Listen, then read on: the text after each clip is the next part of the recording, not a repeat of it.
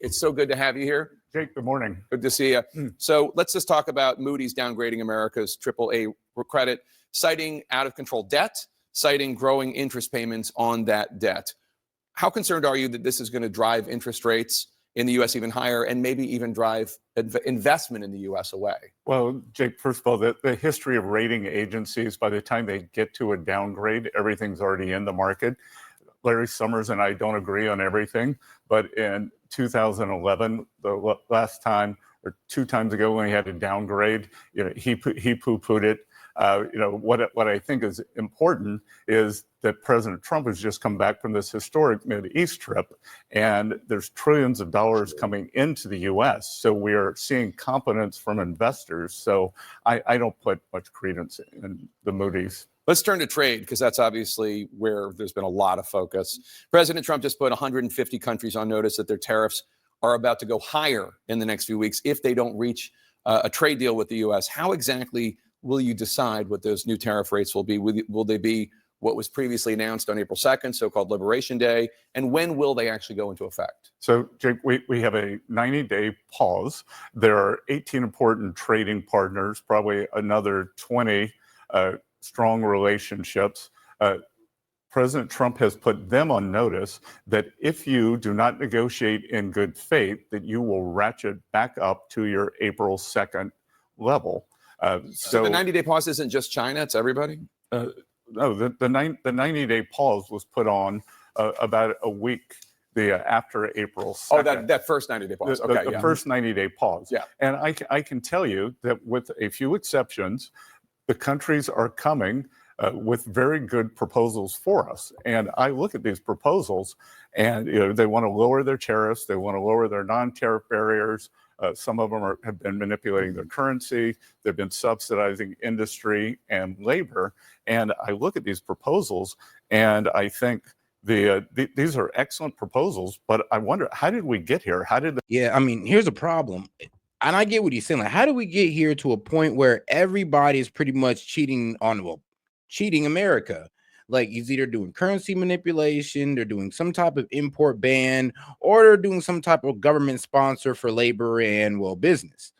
So, like, when do we get to a point where the whole, like, world economic model was pretty much play on America's, like, prosperity? Like, when was that the whole, global economic model? Let me know, because I don't agree with it.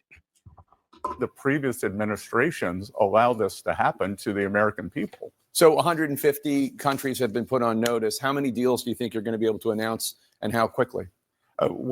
Again, it will depend on whether they're negotiating in good faith. Mm-hmm. And there are a lot of smaller trading relationships that we can just come up with a number. My other sense is that we will do a lot of regional deals.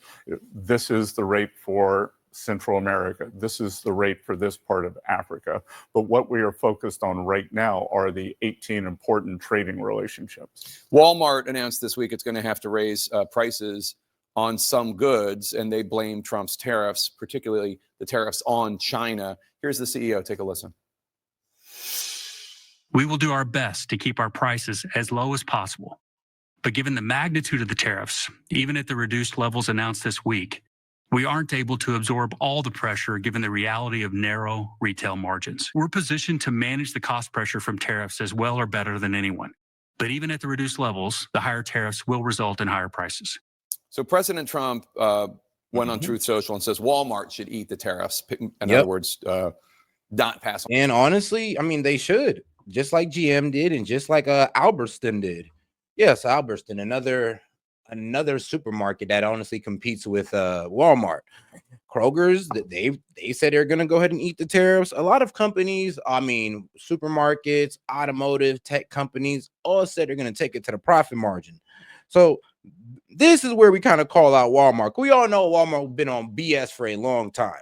So I would hope this is not one of the corporate elites that, the Dems would be okay with defending. Because it is kind of blowing my mind in this day and age where Dems are defending the corporate elites and you're caring about their profit margin. That is astounding to me. But here we are, guys, in a new day and age. It's on the prices to consumers. Doesn't that inherently serve as an acknowledgement that tariffs and like this would be dishonest. Like I said, I did not say that. Like, but what you neglect to understand was that you see how I said that it could fall on the profit margin as well. And I also did say in my argument on tariffs that it is industry specific. Now, if they're in a monopoly or oligopoly, they have less competition, so it's easier to raise their prices. But places like Walmart that do have competition, they will be less likely to raise their prices. And I honestly think they're probably get strong armed into this. Like they're saying this now, but let's see how this rolls out when they're looking at their competitors and they're going like, well, they're not raising their prices and we don't want to lose out on that market. So I guess we're just going to have to lay flat on this, guys. And that just, I mean, look, it's economics. You really never know how it's going to turn out. But in terms of tariffs and in terms of how the competition works in our economy, prices are less likely to rise. Here we have a perfect example.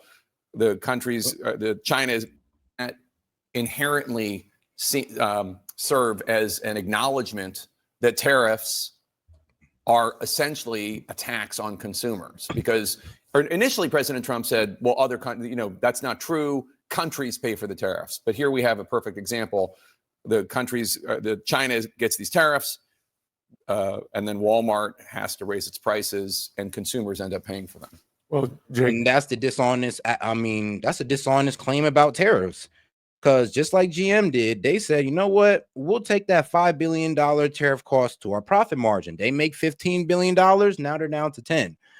So what I would ask you guys, I would ask a deeper investigation. I would ask, all right, Walmart, how much you bring in a year and how much does the tariff cost? Because if you're telling me you can't take that to your profit margin, then you'd be BSing. And let's be honest, they're not going to last too long out here with the other companies who are not. And I'm pretty sure Walmart want to stay at the top. So I believe this is just fluff. And it's just something that the liberal media can run off of. In essence, what you're saying is you're saying taxes are inflationary. So let's pass the Trump tax cuts and that'll be I'm done. This man Bessent is hilarious. He's still selling the bill for the tariffs. But here we have a perfect example. The countries, China gets these tariffs, and then Walmart has to raise its prices, and consumers end up paying for them. Well, Jake, in essence, what you're saying is you're saying taxes are inflationary. So let's pass the Trump tax cuts, and that'll be disinflationary if we continue that line. Wait, hold on. And do we not understand that there are other competitors other than Walmart? Like Target exists. I mean, in terms of food and all that good stuff, like you definitely got a Target. I mean, you got Giant Eagle. I'm pretty sure, and of course, we all come from different states. So I'm pretty sure you guys can name some other places you can go other than Walmart. So let's not pretend that Walmart is the end all be all, just like how we were trying to pretend like China was the end all be all. Thinking. I don't know that you can put me on as endorsing anything, but go ahead. Let's just keep everything consistent. I did speak to Doug McMillan, who I have a very good relationship, yesterday, just to understand what he had to say, and understand that came from an earnings call. They on an earnings call, because of SEC requirements, they have to give the most draconian case. So Walmart will be absorbing some of the tariffs. Some may get passed on to consumers. But the other thing that's happening is that inflation is down. We had the first drop in inflation in 4 years under President Trump. The other thing that Doug mentioned to me. Well, here's the thing. See, you're right. He's right. Like the consumer price index says that prices are down. Inflation's at 2.3. So excuse me, but will we even notice it? Because when every metric on that is going to control the price of these products are going down, including the overhead costs of these products, will we even notice the tariff costs? Is the real question.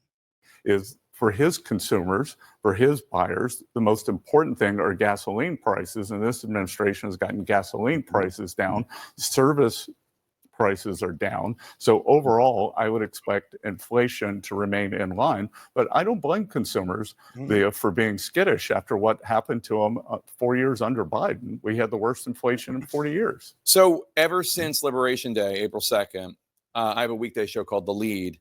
And ever since then, every day pretty much, we interview a small business owner. Some of them are Trump supporters, some of them are not, some of them are tariff supporters, some of them are not. The one thing I hear from almost every one of them is the uncertainty. They don't know how to plan for the future because they have no idea what's going to come. The other thing I hear is that their margins, these are small business, their margins are so thin, 5 to 10% max. And they say that these tariffs are just taking away all of their profit margin. So I guess my question is, what do you say to people concerned about the uncertainty? And what do you say to people who say, small business owners who say, we need relief? Because they say, like, I'd love to buy lithium batteries in the United States, but you can't. They're only available for small businesses from China. Well, couple of things to unpack there, Jake. One is that we didn't get here overnight in terms of this terrible trade situation we have with China, but also with the rest of the world. And President Trump is renegotiating these, and strategic uncertainty is a negotiating tactic. So if we were to give too much certainty to the other countries, then they would play us in the negotiations. It was like that stupid thing that the Dems came out. So when are the tariffs can end? Can you give us an end date? Like, why would we tell that to you so that other countries could watch it and it's waited on out? It's like, bro, you guys are trying to pretty much ruin the negotiation just off your questions. It's like you guys want these other countries to be able to play us in the negotiation. It's like you want to give out the game plan. What's wrong with you, Dems? Like, do you not want America to win? Oh, wait, never mind. You want us to lose because Orange Man bad, right? I get it. I am confident that at the ends of these negotiations, both the retailers, the American people, and the American workers will be better off. That what we saw with China was the only country post April 2nd to escalate. So both sides escalated. We got to an untenable level. We were at 145%. They were at 125%.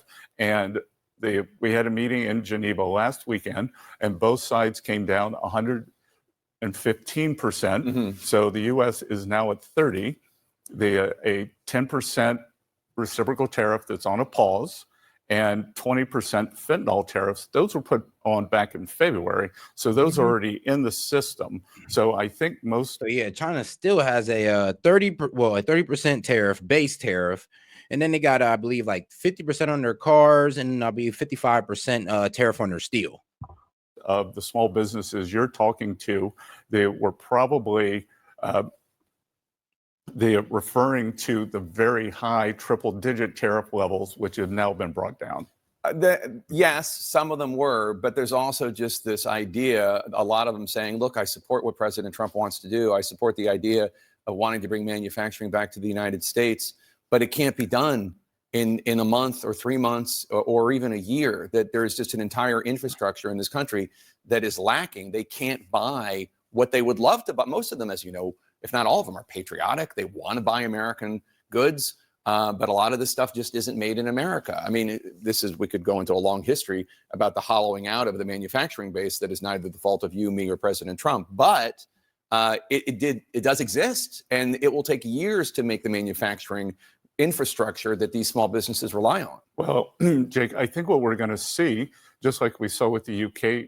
But here's the thing, and like I appreciate Jake Tapper for bringing that up. You're right; it wasn't either Biden's nor President Trump's fault. Really, it was Nixon, but that's neither here or there. Like the real problem is that why did you guys wait until Trump administration? Well, why did it take Trump to be in office for this to be like brought up, to be fixed, to be handled? That's the problem here. You guys sat there and ignored the problem. Now, when it's being addressed, you have nothing but complaints. That's why we're looking at you guys kind of crazy, because I'm like, all right, well, you addressed the problem, but here's the thing, like, you guys didn't do anything about it. Actually, didn't even address it. Like, you guys are more focused on Ukraine than addressing the American working class. So, I mean, who are you guys to talk now? Trade deal. My sense is it's what we'll see with China. We don't want to decouple with China.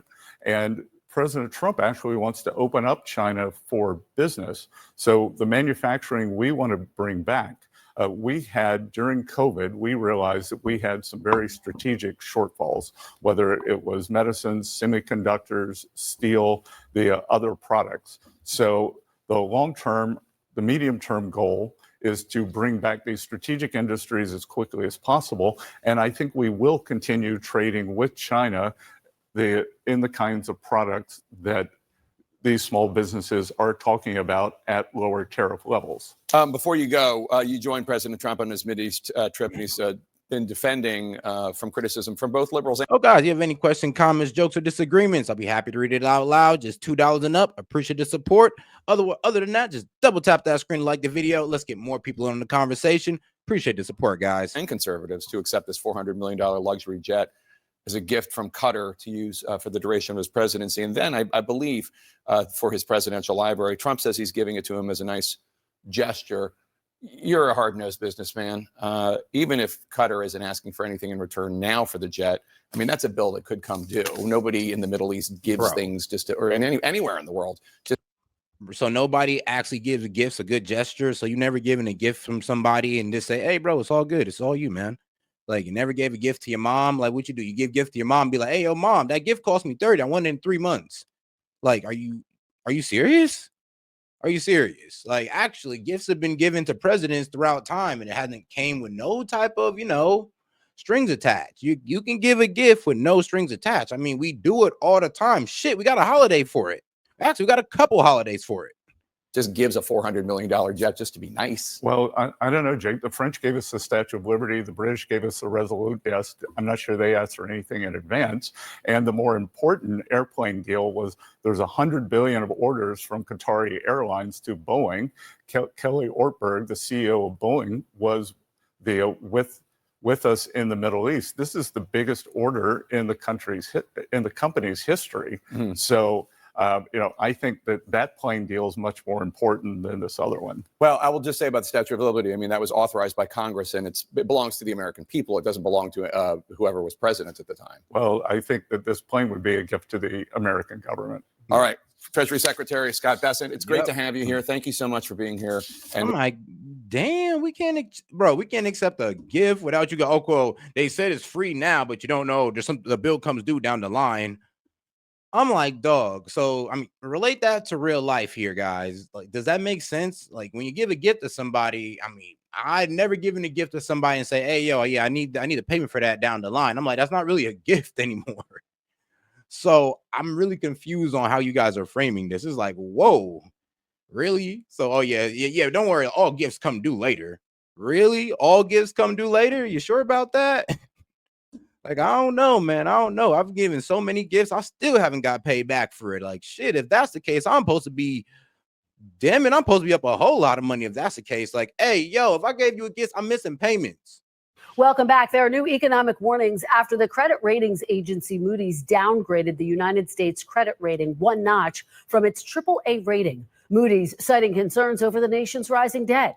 It comes as President Trump's tax bill suffered a setback in Congress this past week. Joining me now is Treasury Secretary Scott Bessent. Secretary Bessent, welcome back to Meet the Press. Kristen, good to see you. Thanks for having me on. It's wonderful to have you on after a long foreign trip. Thank you for being here. Let's start right there with Moody's downgrading the nation's credit rating, and they do cite the debt. I want to read you a little bit of what Moody's says. It says, quote, if the 2017 Tax Cuts and Jobs Act is extended, which is our base case, it will add around $4 trillion to the deficit over the next decade. Which is our base case. So AKA, they don't really know, but this is the case that they're making.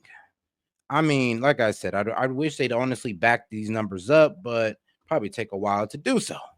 Republicans, Mr. Secretary, are citing similar concerns. Does the president's tax bill need to do more to address the nation's debt and deficit? Well, Kristen, first of all, I think that Moody's is a lagging indicator. I think that's what everyone thinks of credit agencies. Larry Summers and I don't agree on everything, but he said that when they downgraded the U.S. in 2011. So it's a lagging indicator. And just like Sean Duffy said with our air traffic control system, we didn't get here in the past 100 days.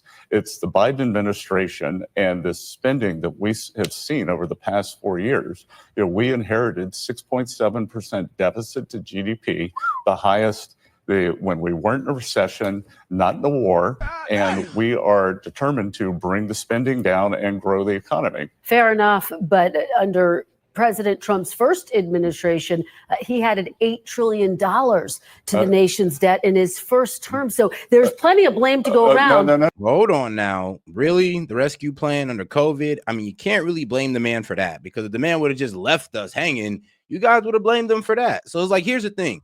Trump, he gave money to the people, increased spending. They said he did a good job, but they're going to blame him, for the increase in spending.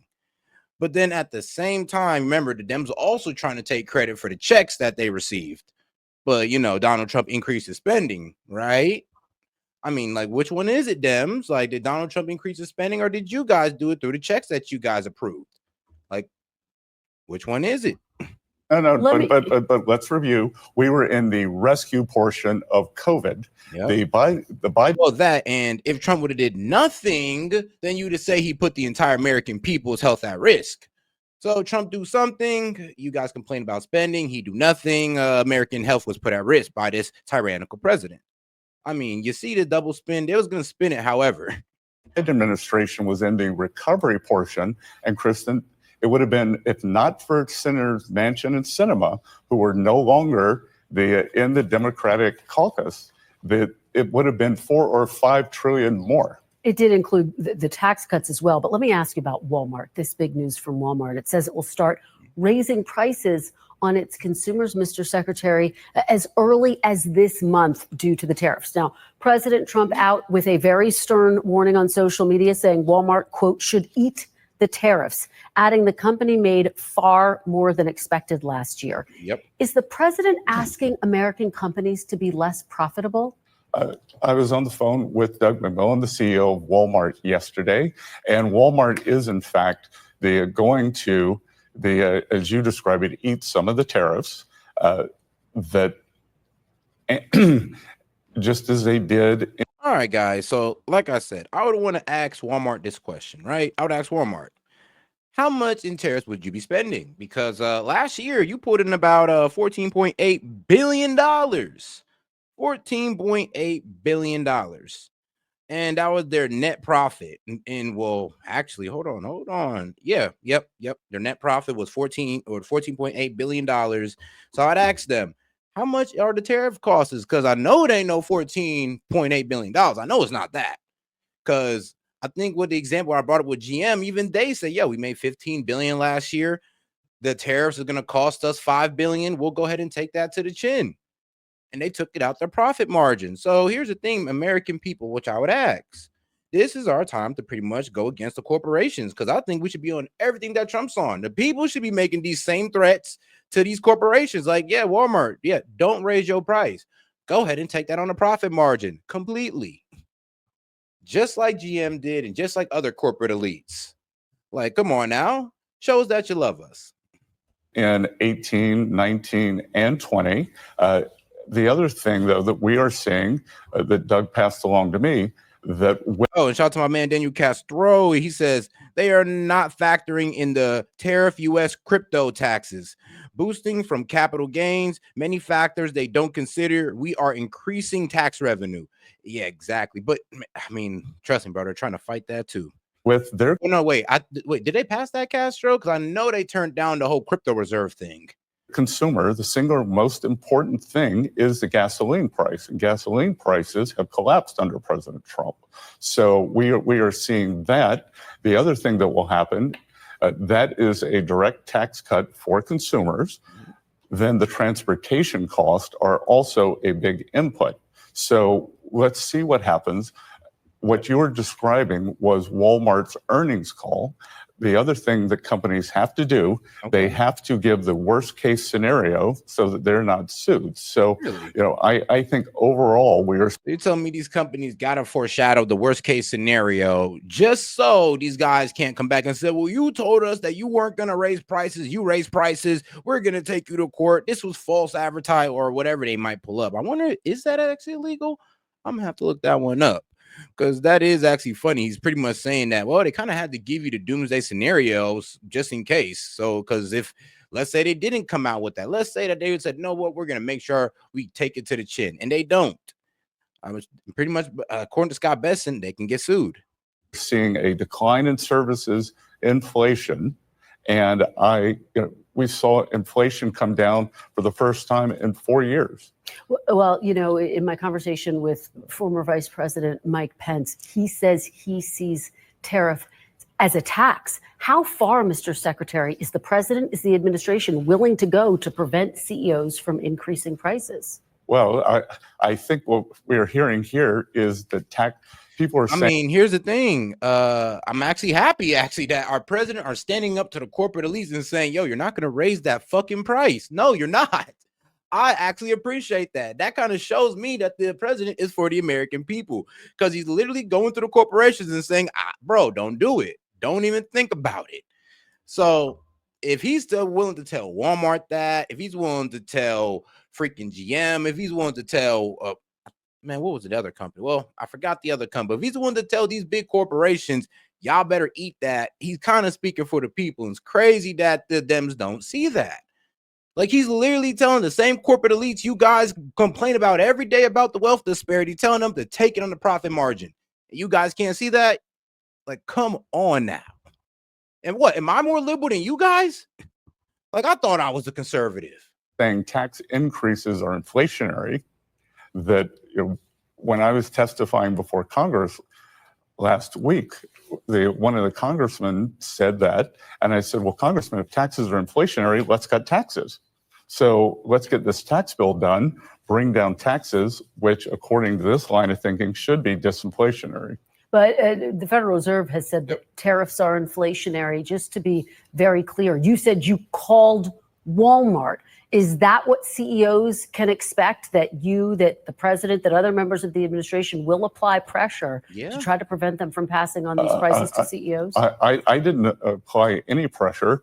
Doug and I have a very good relationship, so I just wanted to hear it from him rather than second, third hand from the press. And again, as I said, this is all from their earnings call. And on an earnings call, you have to give the worst case scenario. So we're pretty much getting Doug's answer. And I mean, he said, I called the man and this is the answer he gave me. He said, Doug said, look, I kind of had to give that doomsday scenario or else we could get sued. Okay. So are we really increasing prices? I mean, most likely not, my man. But you know how it is. I got to give that earnings report. To go back to what you said, the Federal Reserve is not saying that tariffs will cause inflation. They're saying they're not sure and that they're in wait and see mode. Let's talk about the other big news that you were a part of a week ago in Switzerland, negotiating with Chinese officials. You and the administration lowered tariffs from the high rate of 145% to 30% for 90 days to allow talks to continue.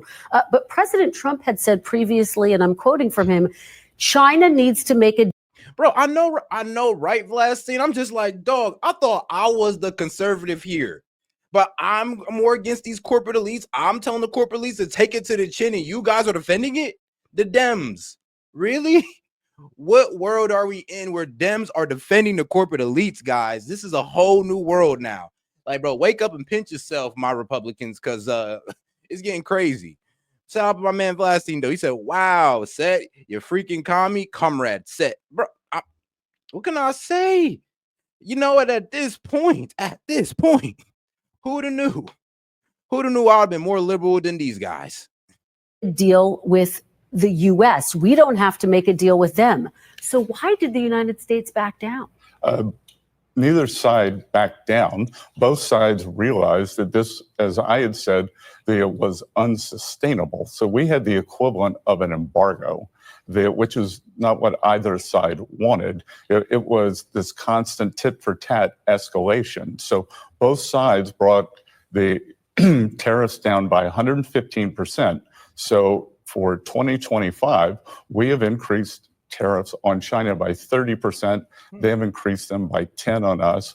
We now have a mechanism in place to continue talks. Okay. On Friday, as a piece of this, President Trump, while he was on the foreign trip, said that countries should expect letters from you, from Secretary Lutnick, saying this is what the tariff rate is going to be. Mr. Secretary, does that effectively mean that these negotiations with other countries are over? And how high should they expect tariffs to go? Above 10%? This means that they're not negotiating in good faith. They are going to get a letter saying here is the rate.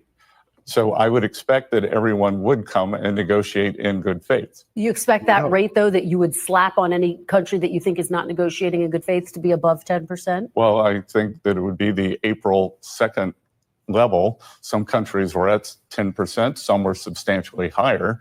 And the negotiating leverage that President Trump is talking about here is if you don't want to negotiate, then it will spring back to the April 2nd level. I have to ask you about the war in Ukraine. President Trump saying he is going to speak with President Zelensky and Putin on Monday. Former Vice President Pence told me it is time to impose harsh sanctions now. What say you, Mr. Secretary? Is it time to impose sanctions against Russia? Well, I think we will see what happens when both sides get to the table.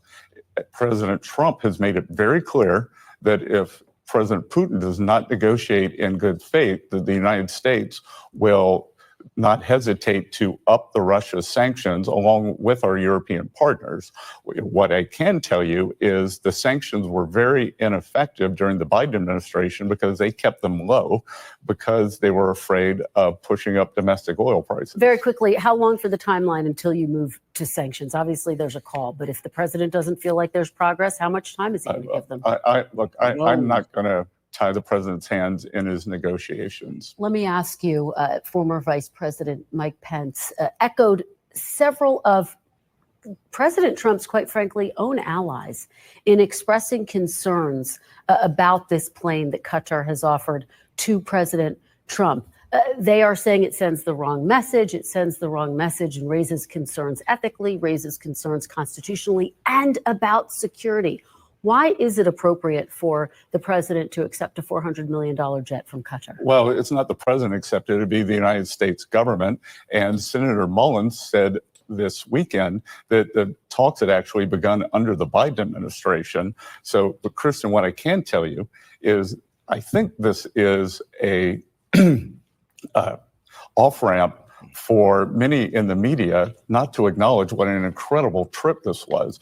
That President Trump has brought back trillions of investments in the United States.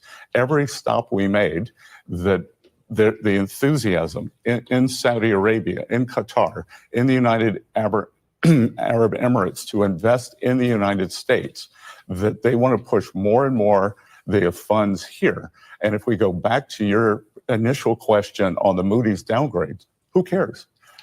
Qatar doesn't, Saudi doesn't, UAE doesn't. They're all pushing money in. They've made 10-year investment plans. So this administration, we're doing peace deals, trade deals, and tax deals. And just very, very quickly, President Trump has said he plans to keep that plane in his presidential library after. But what do you say to some Republicans who argue it sends a message that the United States can be bought or that other countries can curry favor if they offer gifts? I mean, shit, send it right over. What could I say? Like, what do you want me to tell y'all? I mean, what, if every country started giving us a gift, like, okay, like, here's the thing, like, why are we complaining about Qatar's gift when honestly, really want to complain about Qatar, we should talk about their like donations that they have towards these universities. I mean, that's a good thing to complain about, but for them to send a gift to the Department of Defense, $400 million jet, as a good gesture, it's pretty much saying, you know what, we want to work with the United States and this is how we're going to show it. That's how these people work. They just give lavish gifts. That is just how they do their diplomacy. So we're not going to disrespect the Middle East and how they do their diplomacy. This is how they do it. They give lavish gifts. This is how they've been doing it. In 2017, Qatar gave this man a diamond-studded sword. I'm talking about Trump. A diamond-studded sword. Saudi Arabia gave President Nixon a nice little watch. So, I mean, China gave Obama some golf clubs. There's plenty of examples. So I don't know, like some of these, this is how some of these countries just do diplomacy, through gifts. I say that the gifts are to the American people. There's trillions of dollars of investments that are going to create jobs in the U.S., whether it's the UAE building this gigantic aluminum plant in Oklahoma, whether it's these data centers that Qatar is going to do, is $600 billion on its way to $1 trillion from Saudi. That it all accrues to the American people. All right, Secretary Bessent, I know you've had a long week traveling with the president. Thank you so much for being here. We really appreciate it. Good to see you. Thanks for watching. All right, now let's get over to the next one right here. Now I do want to get over to ALC because like some crazy stuff came out about her.